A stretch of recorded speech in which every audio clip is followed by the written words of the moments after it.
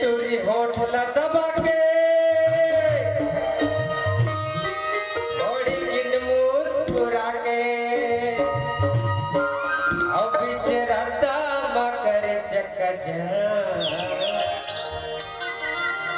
ये टूरी वीडियो बना थे इंस्टाग्राम से गणमा तोरी होठला दबा के थोड़ी मुस्कुरा के होठला दबा के थोड़ी मुस्कुरा के राता मकर राता मकर अरे वीडियो बना के थोड़ी वीडियो बना के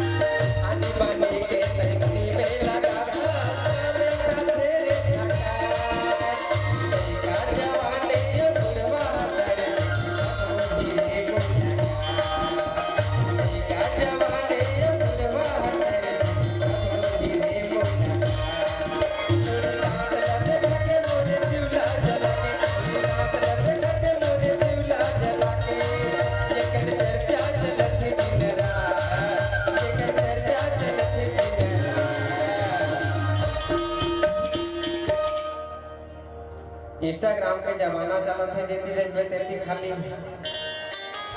टिकट रील चलत है ई गीत में ये गीत वायरल है ये टूरी वीडियो बना थे टूरी वीडियो बना थे टूरी वीडियो बना थे वीडियो बना थे